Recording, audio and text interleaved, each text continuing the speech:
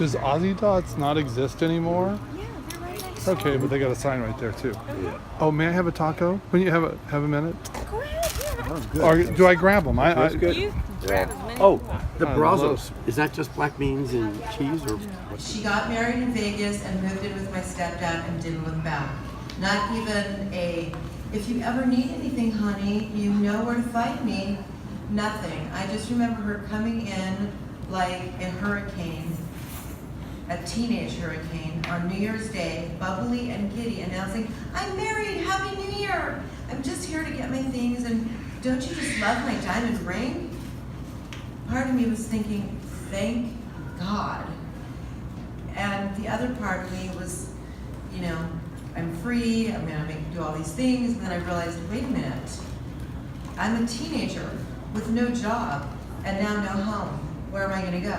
So I did what any normal red-blooded American teenage Angelino girl would do. I got a place with my boyfriend Bob in Hollywood, and Bob looked like a cross between Sid Vicious and Johnny Rotten with a Cockney English accent, and much cuter than either one of them put together. I knew he was trouble, but let's be honest, bad boys always win.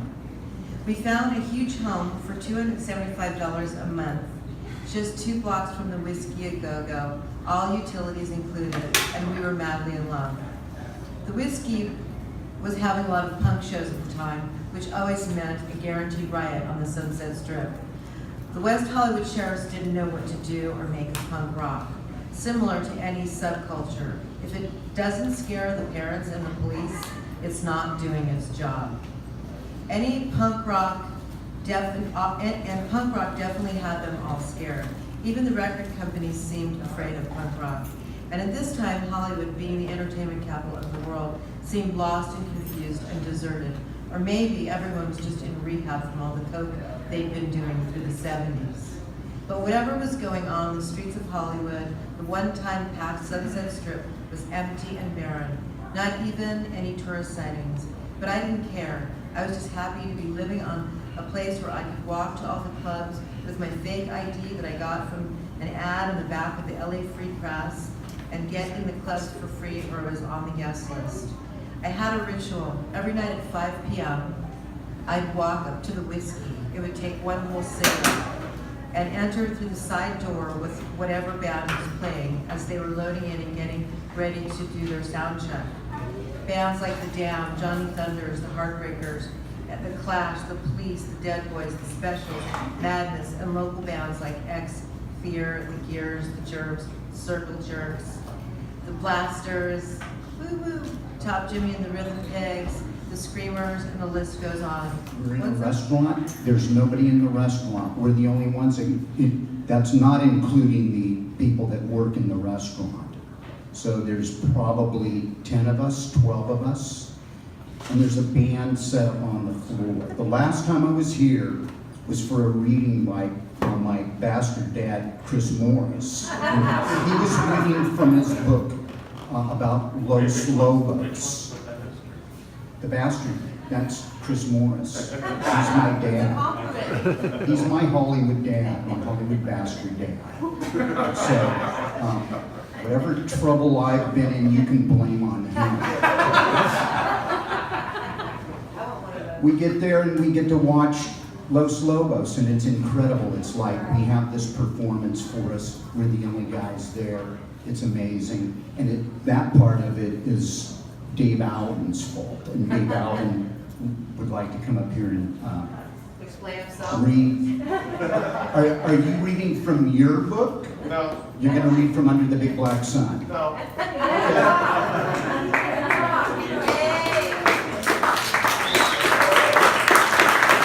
Oh, you had cats and had kittens. Oh, by the way, Keith Morris. January 26, 1980, Blackie's. Ooh, That's where we met. Blackie's on La Brea. You were bartending. We came in, we were playing there for the first time, and you were very nice to us. And we've loved you ever since.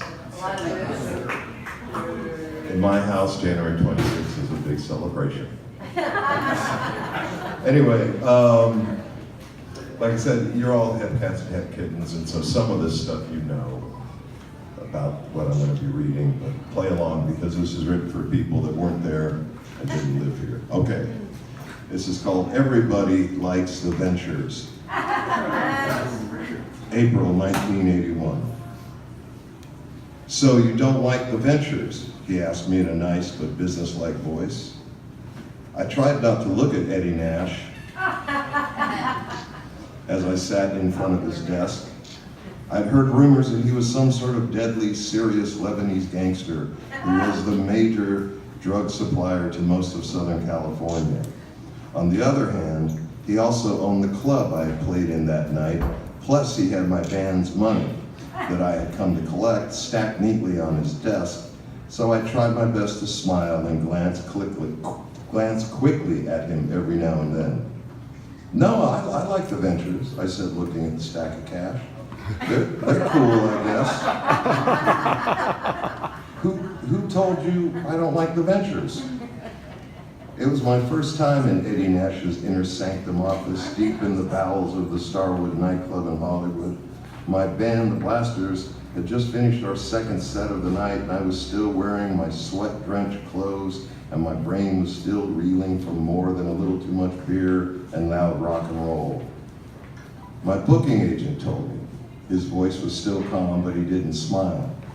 She told me that she called you about your band opening up for the Ventures here next month, and you said you weren't interested. Why would you say you weren't interested if, as you say, you like the Ventures? Dun, dun, dun. At that moment, I didn't really know if I liked the Ventures or not, but I knew I liked the Starwood. We had already played a few shows there, and I thought it was everything a rock and roll club should be. The Starwood was all ages, so kids could drive in from Pomona or Pacoima, get turned on to new bands, and feel like they were part of the scene. It was also wild, dark, and cavernous, with a labyrinth of hallways leading to various rooms, or dead ends, or mysterious locked doors. And the security guards sometimes looked the other way if you wanted to discreetly consume something that might have been illegal.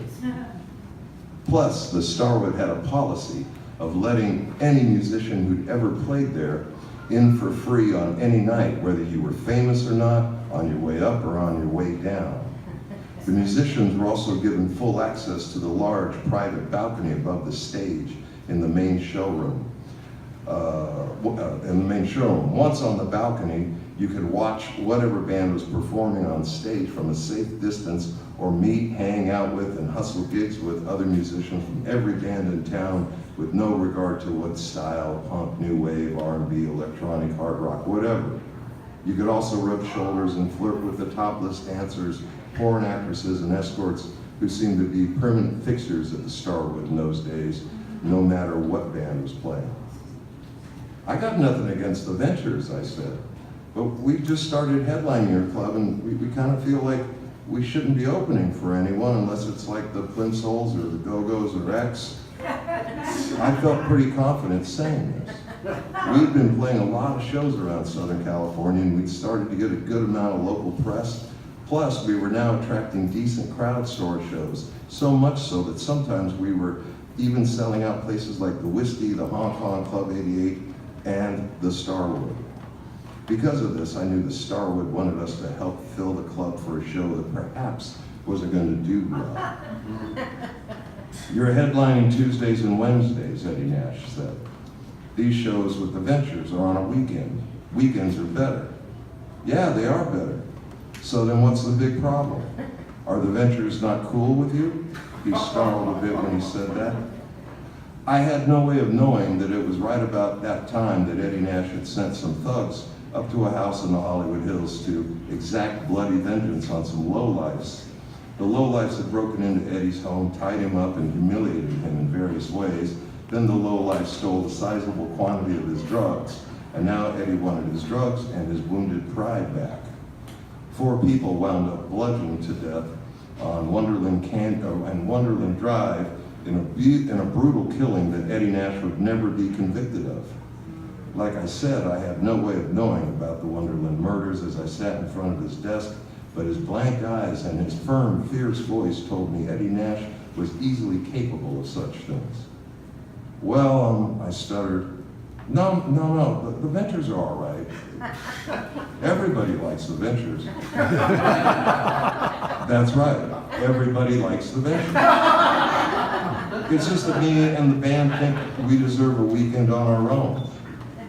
Wait a second, Eddie Nash said, raising his hand to cut me off. You and your guys think what? You want what? Do you and your little band think playing a fucking weekend at Starwood with the Ventures is so fucked up? Do you think it's something to be embarrassed by? Do you think your little cool friends wouldn't think you were so goddamn cool if you played with the Ventures? Do you fucking know that you'll see me on your way up and then you're gonna see me on your way back fucking down? Are the Ventures old? You're gonna get old too. Now don't get me wrong, I like your band. I like all that old shit you play. But do you and your little band ever wanna fucking play the Starwood again? No sir, of course we wanna play here. So then what's the big fucking problem? There's no problem, I said, looking at the stack of money on his desk. We'd love to play with the Ventures. They're rock and roll legends. Damn right they are. They're fucking legends. All right, good. This is good, he said, his voice softening as he smiled at me. So you're gonna play with the Ventures at the Starwood on a weekend. This is good. I'm very happy we could reach an understanding. You do this favor for me and you won't regret it, I promise. It'll all be good. Everything will be good, he said as he slowly slid the stack of money across the desk towards me. Thank you, Mr. Nash. It's been nice to finally meet you, I said as I stood up and reached for the money my band and I had earned that night. As soon as I had the cash in my hands, I turned and walked to the door. Hey kid, listen, Eddie Nash said as I opened the door. Always remember this. Everybody likes the Ventures. Yes sir, everybody likes the Ventures. Iris on the same night, on the consecutive night, and she wasn't having any of it. And we both knew what was going on at the time, but flash forward 25 years or 30 years when we're discussing this evening, and I was like, Iris, I can't fucking believe you didn't fuck John Aston when you had the chance. And she's like, Pleasant, he was an old man. And I was like, Iris, it's fucking Gomez Adams. And she looks at me and she goes, well, you didn't fuck Evel Knievel when you had the chance. All right, anyway, yes, that's what it was like. And no, I didn't fuck Eddie Nash. Stupid, right? No. As far as you can remember. As far as I remember. Okay, this is my book, Showgirl Confidential. For some reason, it's not up at the front of first album, Fiesta. We were booked into a roadhouse called Roosters in Nashville, Tennessee. We'd been living like full-on Spinal Tap style road pigs for weeks, playing every single night and, if we were lucky, sleeping on strangers' floors. Our unheated old Winnebago conversion van, which we called the Pupa, wasn't air conditioned and the heater didn't work that well, so no matter what the season or what state you were in, it was always uncomfortable.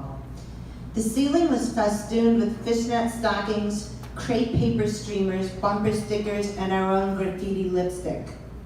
The windows on one side were plastered with torn apart Tampax boxes to block out the sun, but also to act as a warning to all the hapless college radio fans who came to our shows that 5 batshit crazy women were inside, their monthly cycles neatly synced up.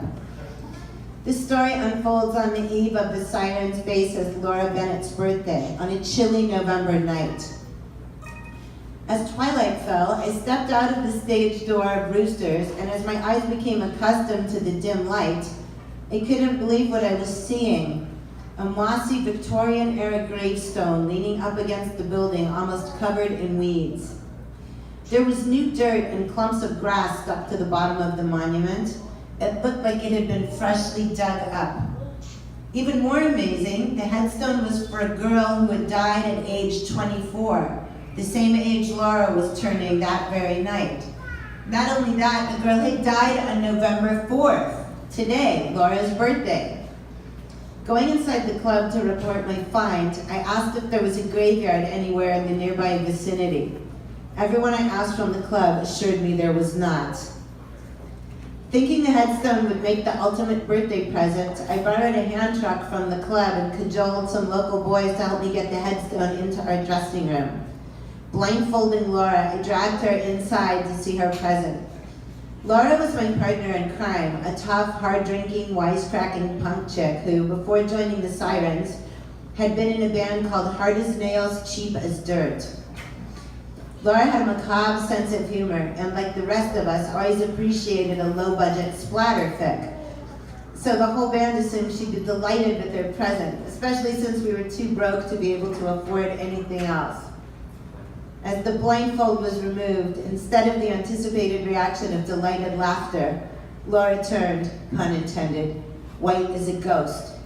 She whispered hoarsely, her voice trembling audibly, "Get that fucking thing out of here right now." Disappointed that our gift didn't go over as well as we thought it would, we scrambled to get the gravestone back where I'd found it, crashing into amps and drum sets in the narrow alleyway on the way out. Eerily, the headstone seemed to put a curse on everything that happened after that.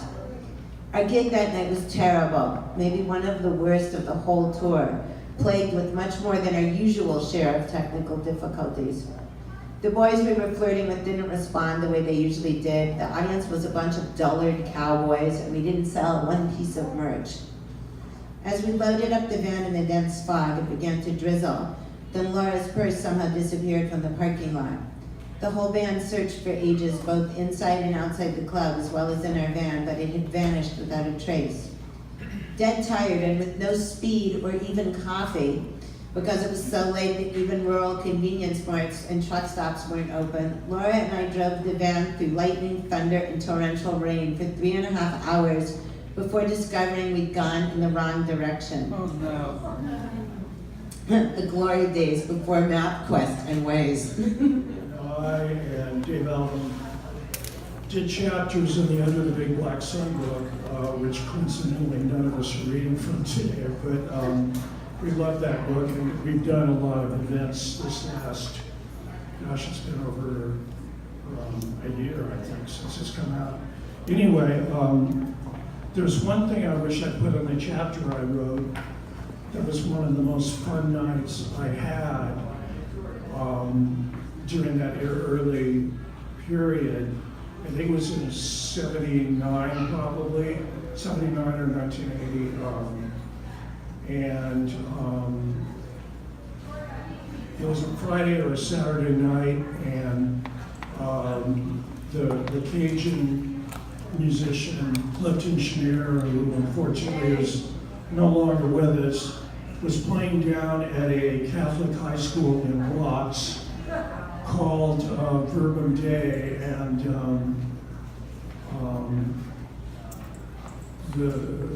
my girlfriend at the time, Judith, and I, and we piled into John Doe's 57 Chevy, PNXing, Judith and I. We went down and we picked up Jeffrey Lee Pierce and Keith Morris, and went down to Verbum Dei and saw Clifton, and we all got really drunk. We were the only white people there. But the crowd was, it was African American, it was all middle-aged, older people, blues crowd. And I think they looked at us with some kind of trepidation when we first appeared, like we were going to, look on Clifton with the reverence that he deserved, which we did, of course. We weren't there to disrupt things, but to have fun and hear some of the best music we've ever heard in our lives. That was one of the most fun nights I've ever had in my life, still to this day. We all got really drunk, but we were all fine. I can't remember, it seems to me like Dave and Phil Alvin would have been there too, but I can't remember. They didn't come with us, but it wasn't that far from Downey, so they could have very possibly been there too. I just remember it was a great night. Anyway, I'm going to read from a book that I've got several books out, mostly fiction. There's a big nonfiction book I did called Gun and Sword. That's an encyclopedia of vintage Japanese gangster films from the 1960s and 70s that they have in stock here. It's a big, huge, thick book. But most of the stuff I've got in print is fiction. I've got a short story collection called Dragon Wheel Splendor and other love stories of violence and dread, which I'm going to read a story from, or part of a story. And I've got some novels. I've also got this anthology that came out in 2009. It's got all the Flesh Eaters and Divine Horsemen lyrics, plus all the poetry I've ever written, called A Minute to Pray, A Second to Die.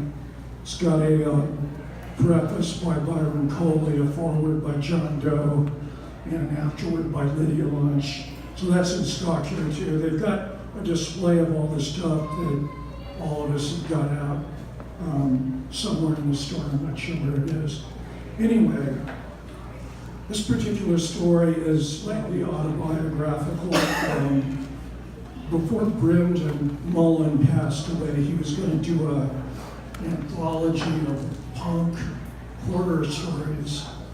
This was back in 2008, 2009, and before he could really pull it together, I finished my story. He gotten a lot of others submitted to him. He was still waiting on others. He was doing a book, I think, on the Red Hot Chili Peppers, which was going to be his money book. But the punk horror anthology was more of a labor of love. It was kind of on the back burner. But then, before he could get it, unfortunately, he had a stroke and, as we all know, passed away in late 2009. Was it 2009 or 2008? I can't remember now. Anyway, 2010, I decided to write a bunch of other short stories, and I included this one, which kind of lit the fire under me. It's called Nights in Venice. Venice being Venice, California, and Venice, Italy.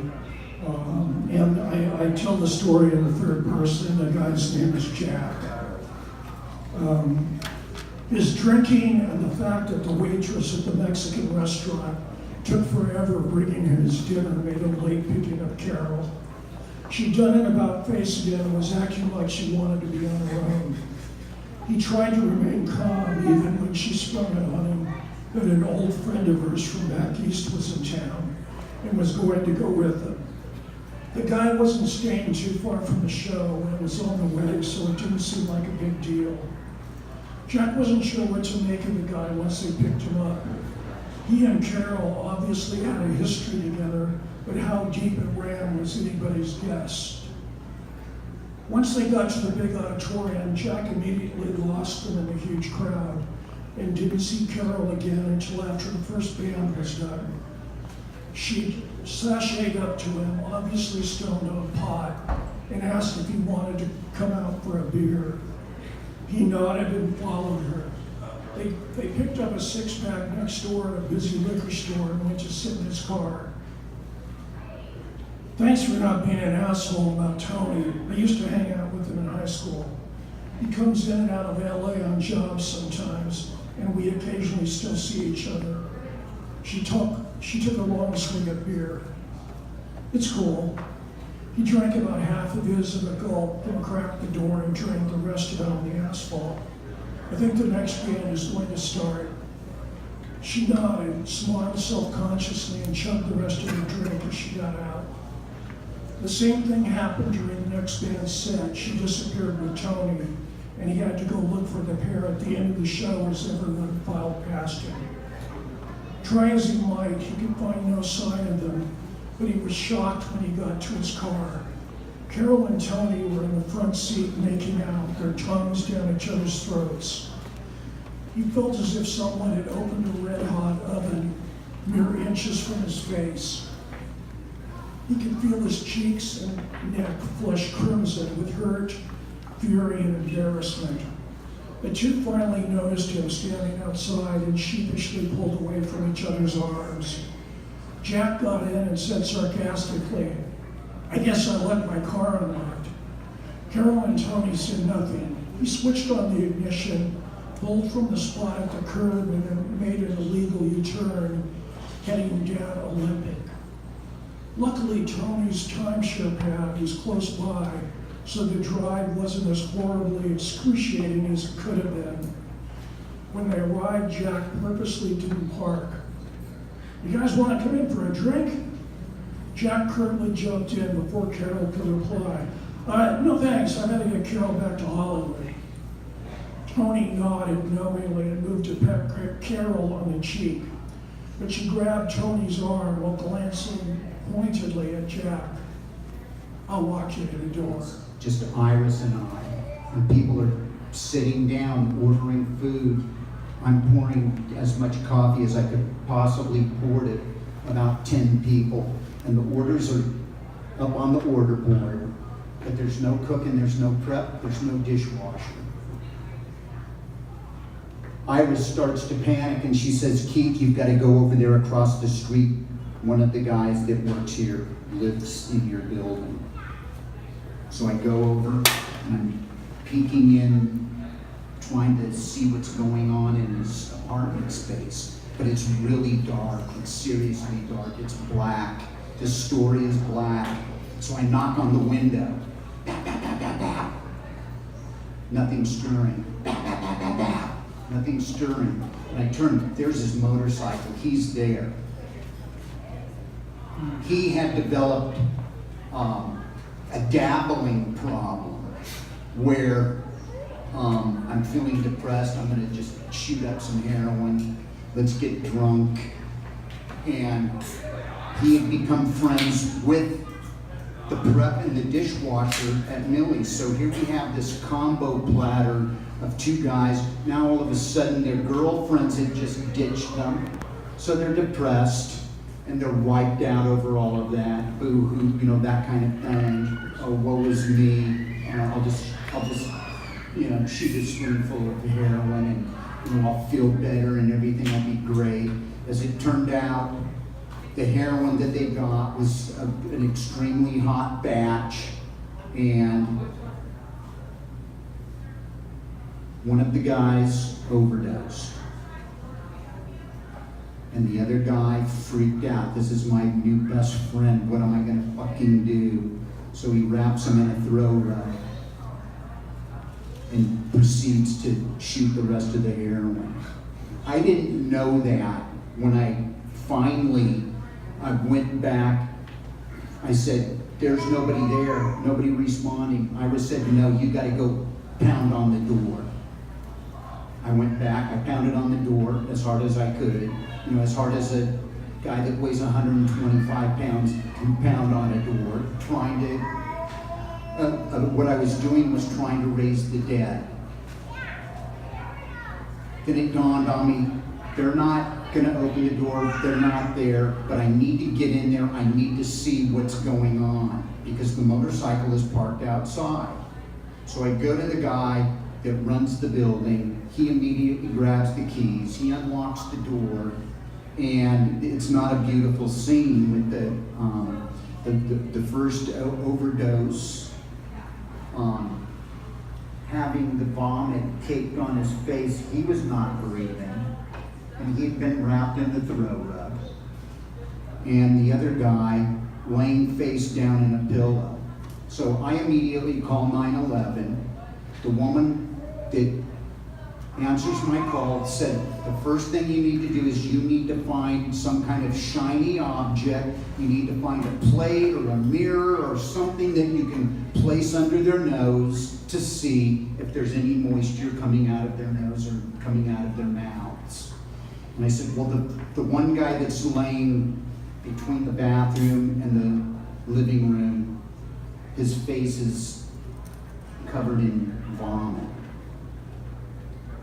She said, "Well, you need to go to the bed and you need to roll the other guy over and do what I told you." And of course, when I rolled him over, there was nothing going on. There was nothing happening. And I was really kind of like, this is, fuck man, I've seen dead bodies before, but not friends, not people that I work with and people that I know and then people that I rub elbows with, and you know, we were all part of the Al's Bar scene. And so I go back and I gotta tell Iris what's going on.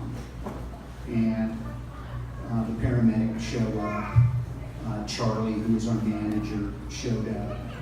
And I guess that's kind of a fucked way to end this celebration today. They're still alive, but maybe it's one of these lights, one of these signs, one of these, we're smarter than, you know, you can get down, you can get way fucking down. That doesn't mean you gotta fucking kill yourself over it.